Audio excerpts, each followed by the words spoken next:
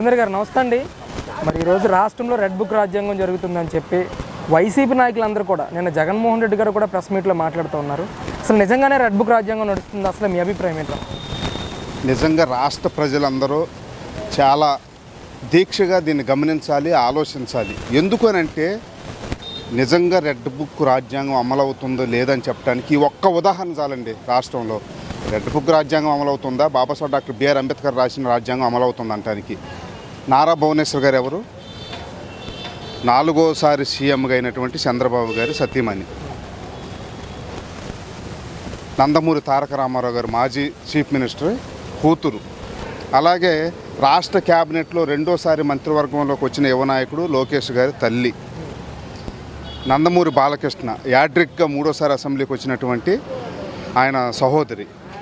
మరి ఒక రాష్ట్ర జాతీయ పార్టీ అయినటువంటి బీజేపీకి రాష్ట్ర అధ్యక్షురాలుగా ఉన్న ఎంపీగా ఉన్నటువంటి దగ్గుబాటి పురంధేశ్వరి గారు ఎవరు? వాళ్ళ సిస్టరు. అంటే ఇంత పలుకుబడి ఉన్న, ఇంత ప్రాధాన్యత ఉన్న ఈ కుటుంబం నుంచి వచ్చిన భువనేశ్వర్ గారిని గత 5 సంవత్సరాల కాలంలో వైసీపీ పార్టీ, సోషల్ మీడియా, వాళ్ళ మంత్రులు సాక్షాత్తు శాసనసభలోనే ఎంత నీచంగా ఘోరంగా మాట్లాడారో, ఎంత అవమానపరిచారో రాష్ట్ర ప్రజలందరికీ తెలుసు. నిజంగా రెడ్ బుక్ రాజ్యాంగం అమలవుతుంది అంటే లోకేష్ గారు చెప్పినట్టు ఆ అవమానపరిచిన వాళ్ళని, కించపరిచిన వాళ్ళని, ఆ కుటుంబాన్ని ఇబ్బందులకు గురి చేసిన వాళ్ళని ఏ విధంగా ట్రీట్మెంట్ చేసి ఉంటారు? చెయ్యాలి. ఎక్కడైనా జరిగిందా? నిజంగా అది కనుక జరిగి ఉన్నట్టయితే ఆ కుటుంబానికి సంబంధించిన మహిళలు ఎంతమంది వాళ్ళందరినీ రోడ్డు మీదకి ఇడ్చేవాళ్ళు. ఎవరైతే దీంట్లో పాల్గొన్నారో వాళ్ళందరినీ కూడా రోడ్డు మీద బట్టలిప్పి నడిపించేవాళ్ళు, వాళ్ళ ఆస్తులను ధ్వంసం చేసేవాళ్ళు, వాళ్ళ మీద కేసులు పెట్టి బయటకు రానికుండా చేసేవాళ్ళని. ఇది ఎక్కడైనా జరిగిందా?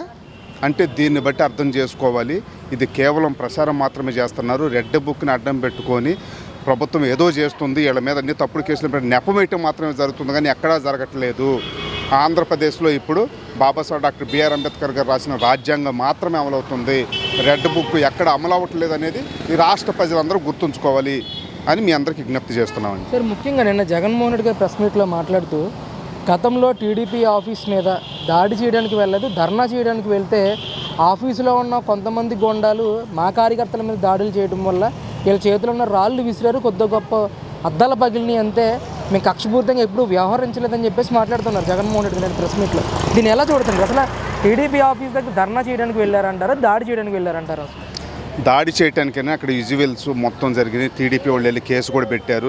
ఎందుకంటే ఒకటి అర్థం చేసుకోవాలి, జగన్మోహన్ రెడ్డి గారు ఉన్నప్పుడు రాజ్యాంగం అమలైందా లేదంటే రాజారెడ్డి రాజ్యాంగం అమలైంది అంటారు. అంటే జగన్మోహన్ రెడ్డి గారు ముఖ్యమంత్రిగా ఉన్నాడు కాబట్టి ఆయనంట ఎవరో బోసుడికి అన్నారంట. దానికి ఎవరిని కూడా ఏం చెప్పారు వేరే రకంగా, అది మనం చెప్పలేని పరిస్థితి. ఎందుకంటే మీడియా ముందు ఒక మాజీ ముఖ్యమంత్రి వచ్చి ఆ బండబూతులు మాట్లాడాడు.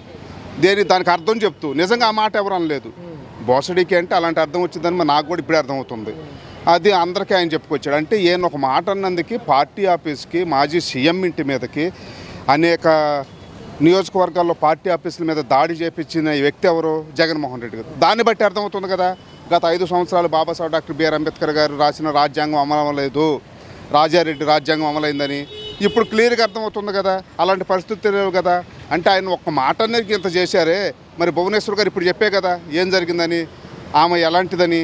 ఆమెను ఎంత ఇబ్బంది పెట్టిన వాళ్ళు మరి ఇప్పుడు ఏమైనా కక్షపూరిత రాజకీయాలు ఏమైనా చేస్తున్నారా, కేసులు పెడతాం లేదు కదా. దీన్ని బట్టి క్లియర్గా అర్థం చేసుకోవాలి ఏ రాజ్యాంగం ఎప్పుడు అమలైంది, ఇప్పుడు ఏ రాజ్యాంగం అమలవుతుంది అనేది రాష్ట్ర ప్రజలందరూ అర్థం చేసుకోవాలి. సరే, ఏదైతే బోసిడీకే అన్న పదం ఉందో ఆ పదాన్ని గతంలో కూడా ఎలక్షన్ క్యాంపెయిన్లో కానీ, గతంలో సీఎంగా ఉన్నప్పుడు ఏదైనా మీటింగ్లోకి వెళ్తే ఆ మీటింగ్లో కానీ పదే 4 నుంచి 5 సార్లు వరకు ఇప్పుడుతో పోలిస్తే ఆయన ప్రచురించిన అనే మళ్ళీ మాట్లాడిన పరిస్థితి.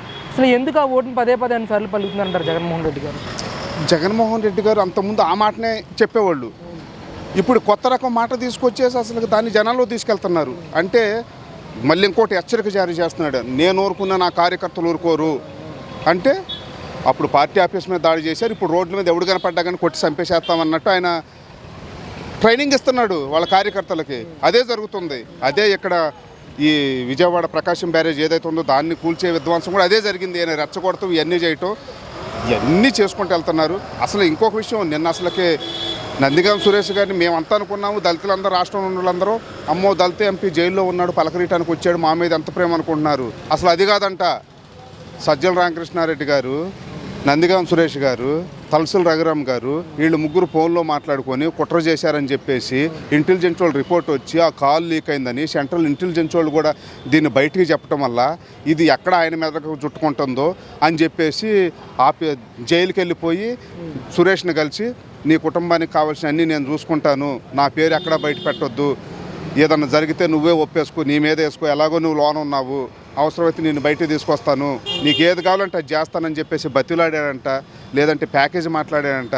ఇక అది ఒప్పుకోకపోతే జైల్లోనే వేపించేసేస్తాడు, దాంట్లో డౌటే లేదు. ఎందుకంటే ఆయన మెడకు చుట్టుకునేదంటే ఎవరినే వేసేస్తాడు. దానికోసం వచ్చాడు. ఇప్పుడు ఇదంతా ఇప్పుడు అర్థం చేసుకోవాలి మీరు అందరూ.